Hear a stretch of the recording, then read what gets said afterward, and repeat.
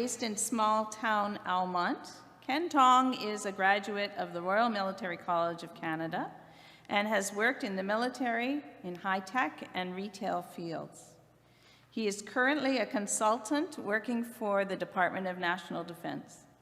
Ken has been going to Rideau Park for the past 10 years. He is blessed to have a United Nations family, including his wife, Dipti, and daughters, Michaela and Billy. When not on dad duty, he enjoys playing soccer, reading, and the fine art of couch potatoing. So, welcome, Ken. Feels really weird to be standing up here. Good morning, Rideau Park. Thank you for giving me the opportunity to share with you today. When Elizabeth asked me several months ago if I would like to speak at I Have a Dream Sunday, I was a little hesitant.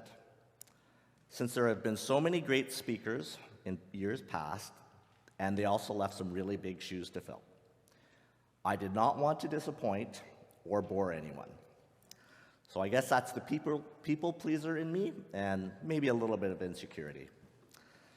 So I finally put on my big boy pants and told Elizabeth that I would be happy to speak.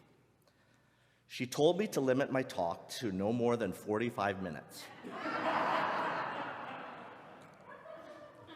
That's also how I deal with, anxiousness, is by a little humor. Then I mulled over what I was going to say, procrastinated quite a bit, and then finally set up my laptop to put some thoughts on paper. I had lots of ideas, and the difficulty for me was coming up with something coherent. So to understand my multicultural, diverse Canadian experience, I must give you some context, and the best way to do that is to explain some of my background. I was born in Ottawa at the Civic Hospital, first-generation Canadian, born to Chinese parents. My biological father was a cook, and my mother had an intellectual disability. I have a biological sister, Sophia, who is 5 years older than me, and she is also intellectually disabled.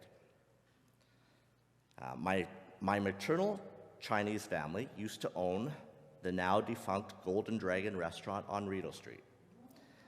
And my Chinese father was employed there as a cook. At the time, the Golden Dragon was the premier Chinese restaurant in Ottawa, and it wouldn't be uncommon to see Pierre Trudeau, Joe Clark, Brian Mulroney, and other famous people dining there, although they probably didn't dine together or at the same time, for obvious reasons. For this and many other circumstances, which I don't fully understand myself, I was raised in a Polish, French-Canadian foster family. My Polish foster dad was an old-school World War II vet, and my foster mother was French-Canadian.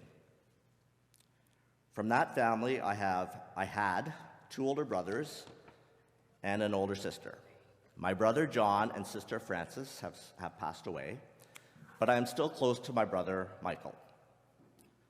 I was placed with my foster family when I was 18 months old and stayed with the same family for the entirety of my childhood. I grew up in Kemptville, Ontario until grade 4, and the remainder of my childhood was spent in Almont, Ontario. Both are small towns, and during my childhood days were not renowned for their cultural diversity. I think maybe that's changing now, but in the 70s and 80s, not so much. I had frequent contact with my Chinese family, growing up often, visiting and staying with my grandmother. I called her Popo, which means grandma on the maternal side in Cantonese. And my cousins, I would visit them for Christmas, March, or summer break. So I was exposed to some of my Chinese heritage, which included excellent food, not the Americanized chicken balls and egg rolls, okay? That's not real, okay? Real food. I paid respect to my ancestors with incense sticks and bowing to their picture. I burned joss paper money so that my ancestors in the afterlife could live comfortably. As a kid, I always enjoyed getting red envelopes, which contained some lucky money. I was not taught Cantonese, but I can understand a few words that are mostly food-related. So today would actually be a good day to say, Happy Lunar New Year.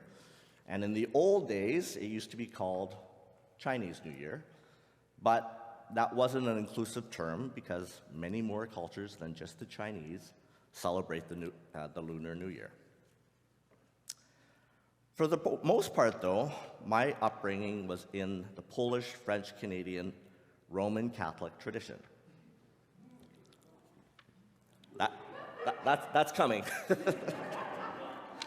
I grew up eating Polish and French Canadian food, went to St. Mary's Church in Almont, and did the same things most Almont kids did during the 70s and 80s. I rode my bike, watched videotapes.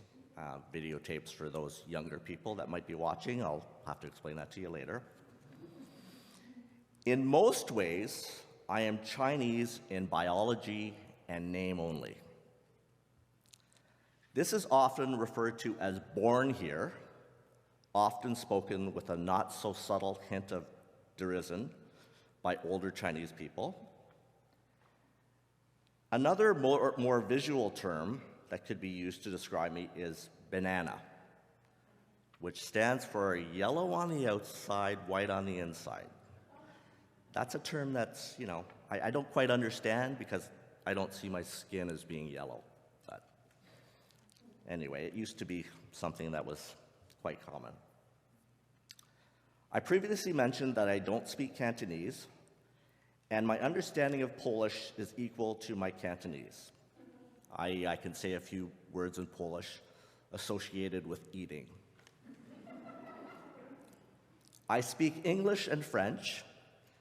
My French is poor if you talk to my French-educated daughters, but I feel it's okay. In a lot of ways, I often feel like I am an outsider.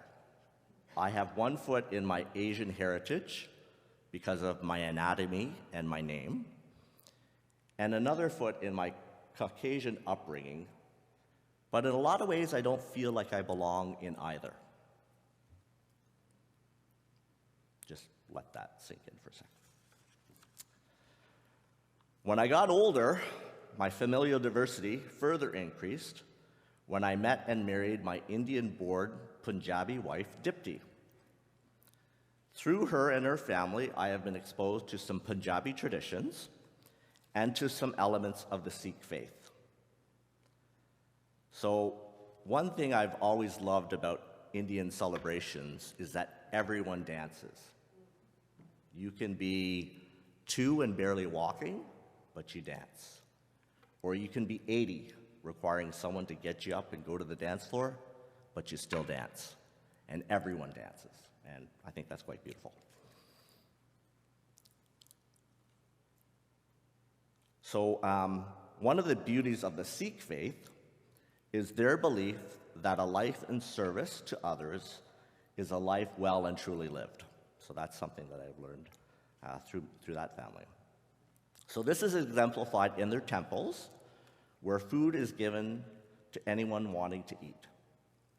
So people volunteer to make the food, people volunteer to serve the food.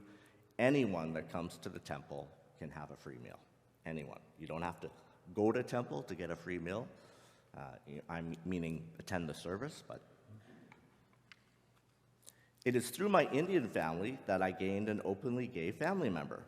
I'm sure I have other family members that are gay as well, but I probably didn't know about it. So God's creatures are indeed varied and different and beautiful. Speaking and learning from him has helped me to enrich my understanding of his experiences, both good and bad. So the Sikh culture is not very opening to gay people, unfortunately. So he's quite vocal about it, and he's quite outspoken about it, and he stands up for himself and his community. But wait, my diverse family experience is not yet finished. To further enhance my United Nations family, my wife and I adopted our oldest daughter, Michaela, who has some African and Caucasian biological ancestry. The fact that my wife and I are both BIPOC, which is a term used in the government, Black, Indigenous, person of color, those were factors in our favor when we put our names in to adopt Michaela. The agency wanted to find the right parents for Michaela who understood the challenges of being non-white in Canada. We have made some efforts to expose Michaela to her heritage through an African dance group, but in truth, we know very little of her biological heritage. After all, Africa is a massive continent made up of many different cultures and countries. Our youngest daughter, Billy, became part of our family a few years later. Billy was born in Nunavut and has some Inuit and Caucasian ancestry. Ottawa has the largest Inuit population outside of Nunavut, and we learned about some of her heritage through the Inuit Center here in Ottawa. Billy's foster family was the catalyst to prompt the Tong family to go church shopping. Billy had been going to church with her foster family, and they asked us if we were going to continue taking her. We had wanted to get involved spiritually with the church, and this was the kick in the pants that we needed to do it. Rideau Park was one of the many churches that we investigated.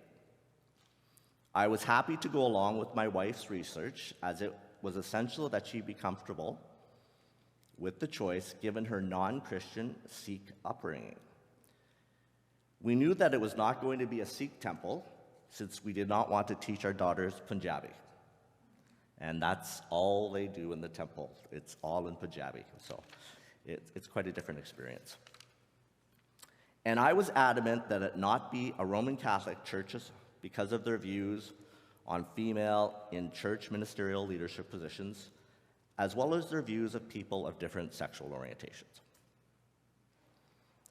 The fact that Georgina and Elizabeth were ministers here was a big factor in us choosing to come to Rideau Park, as we actively wanted to show our daughters strong female role models and leaders. No offense to you. We also made sure that they have female doctors and dentists as well. And I remember them thinking that it was a foreign concept to them that my dentist was male. They honestly believed that only females could be doctors or dentists. So, Rideau Park became part of our diverse family. So what have I learned and continue to learn from all this diversity? I think the biggest conclusion that I could draw from my experiences is that despite differences of gender, sexual orientation, religious affiliation, cultural background, age, skin color, and far too many other ways used to classify differences, there are many more important things that unify us rather than differentiate us. So Indians eat with their hands, using naan and roti to pick up their rice or their curry. Japanese use chopsticks. Western cultures might use a knife and fork. But we all eat chicken.